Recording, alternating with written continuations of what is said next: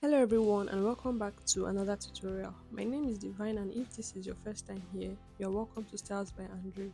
Also, if you're a returning subscriber, thank you for stopping by once again.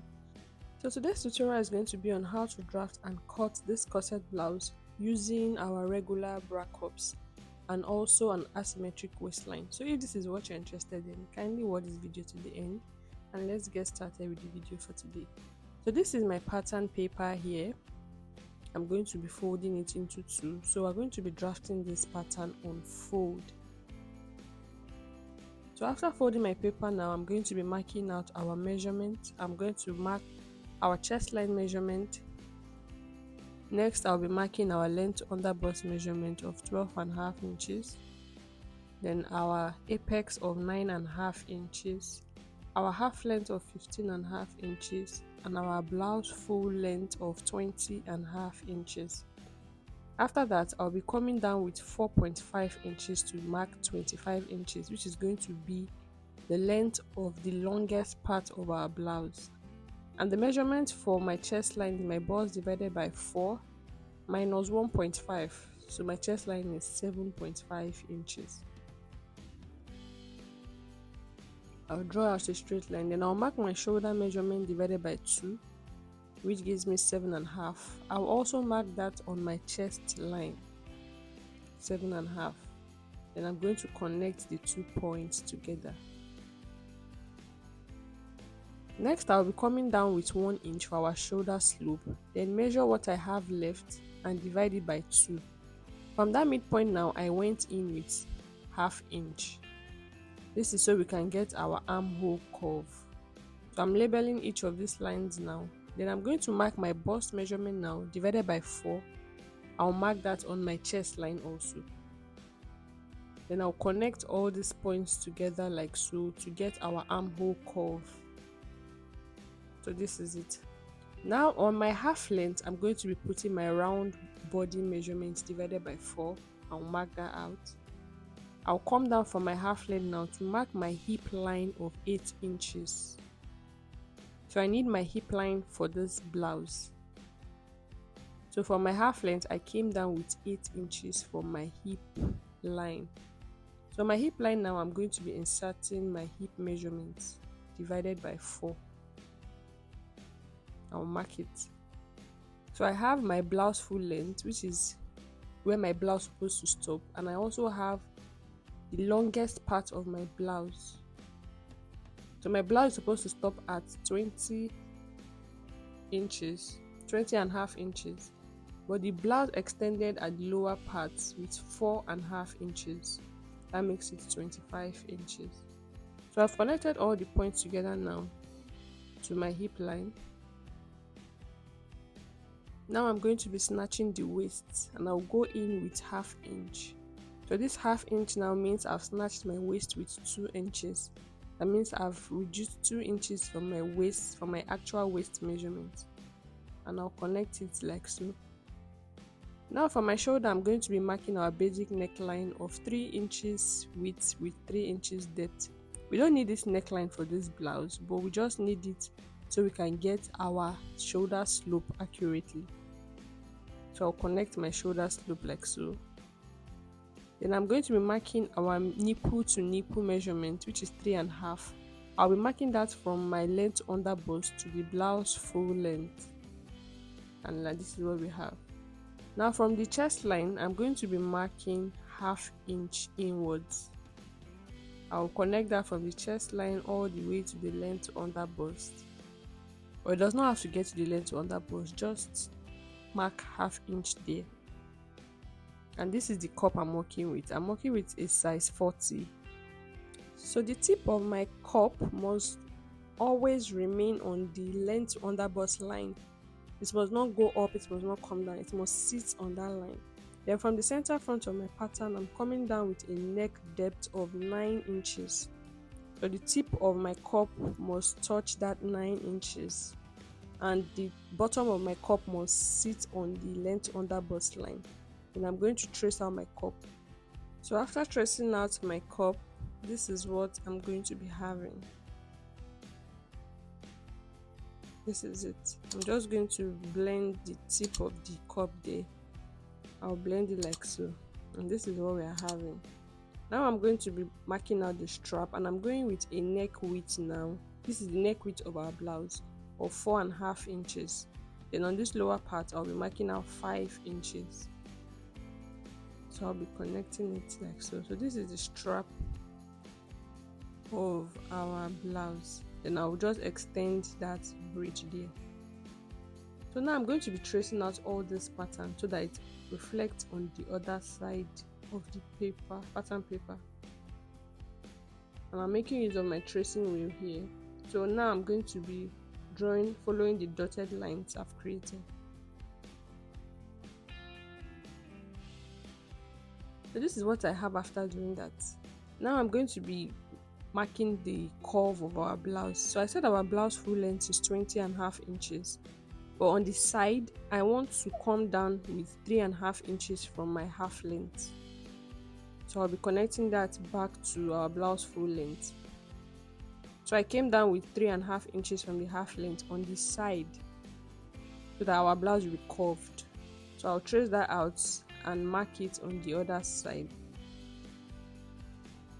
So our blouse is not straight at that point, it's having a little curve, and this is what we are having. So this is our blouse full length, but because this is an asymmetric waistline, the left side came lower. So I'm just going to mark the midpoint so we can see clearly. So like I said earlier, for the longest part of our blouse, I came down with 4.5 inches from our blouse full length to get the longest part. Then from that midpoint where I marked, I'll be going in with 2 inches. I'll go in with 2 inches. I'll mark 2 inches from the midpoint. I'll go in with 2 inches. Then from the blouse full length, I'm going to go up with 3.5 inches. That is where our opening is going to stop. From the blouse full length, I went up with 3.5 inches. So I'll be connecting that 2 inches mark all the way to the 3.5 inches, like so. Then I'm going to be marking out 2.75. So depending on how wide your pattern is, this can vary. I went in with 2.75 and I'll be connecting that point to the tip of that 3.5 mark I went up with. So I can also make this part curvy. Instead of using a straight line, I can make it have a little bit of curve at that point. And this is it. So now I'll be connecting the longest part of our blouse now to the side.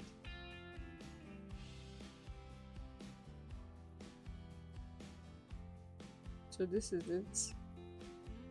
I'll connect it to the side. And that's it for the drafting of the front of this blouse. I'm going to use my marker now to highlight this blouse so we can see it clearly.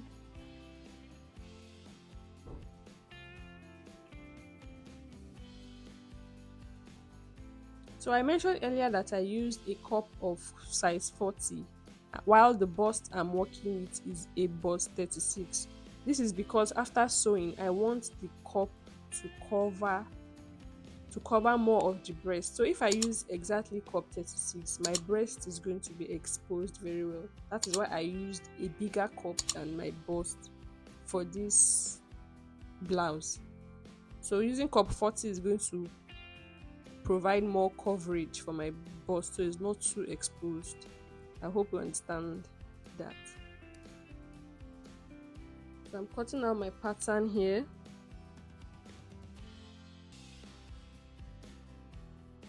And this is how our waistline is going to be. I'll also be cutting through the dart leg, and I'll label my pattern 1, 2, 3, 4. So we can decide to cut our pattern into 3 pieces, and we can also decide to cut through the center front and have 4 pieces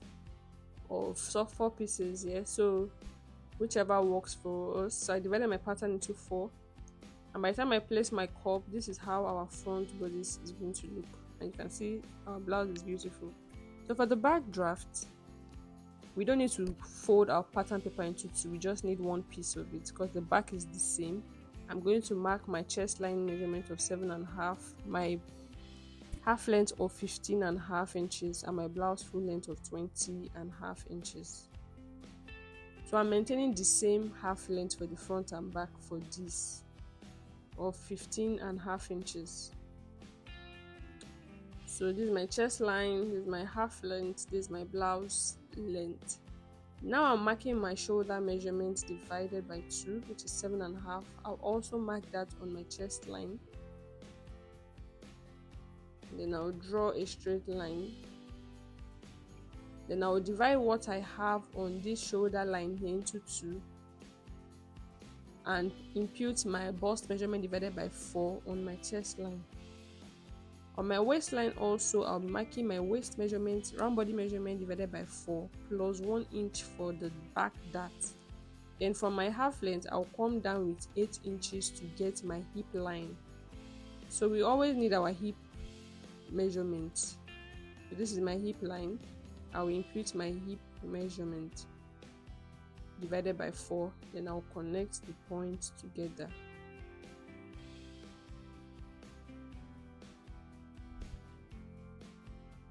And this is it.